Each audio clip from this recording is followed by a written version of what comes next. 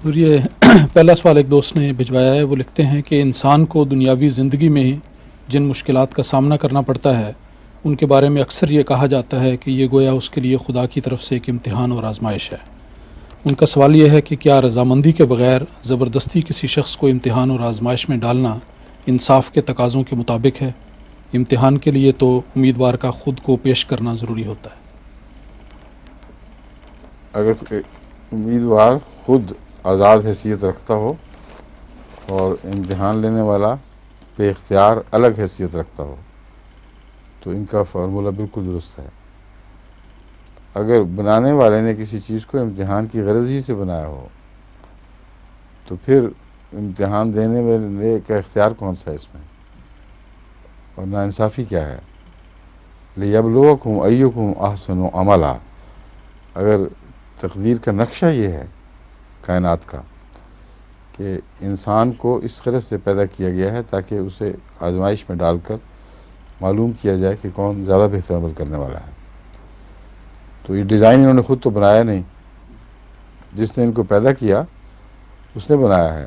ایک ہی ہے رستہ کہ اس کی دنیا چھوڑ جائیں کہ نہیں ہم نہیں مانتے، لیکن یہ کہیں گے اعتراض کہ میں مسلمان ہوں اور خودکشی کر لوں تو پھر یہ ناجائز ہے میرے لیے.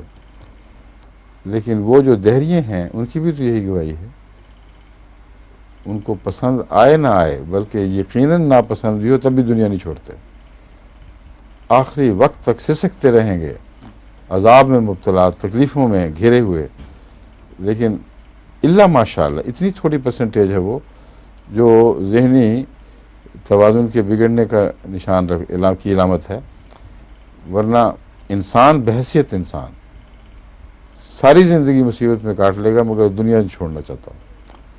تو مرضی تو شامل ہوگی تمہاری اس امتحان گاہ میں جہاں امتحان ہو رہے ہیں، جہاں تکلیف کے امتحان بھی ہیں، وہاں بیٹھے رہتے ہو. تو اگر تم مسلمان ہو تو دہریے کیوں نہیں جگہ چھوڑ جاتے؟ فطرت کی گواہی ہے کہ تمہاری فطرت اس چیز پر آمادہ ہے، اور صرف جو زندگی کا احساس ہے یہ کتنی بڑی نعمت ہے کہ اس شعور کے ساتھ تم چمٹے رہتے ہو. اس کی قیمت ادا کرو گے پھر، اور کرتے ہو، اور طون و کرہن کرتے ہو، لیکن پھر بھی اب زندگی سے ہاتھ نہیں کھینچتے. اس لیے یہی بچگانہ فلسفے ہیں، ان کی کوئی بھی حقیقت نہیں ہے.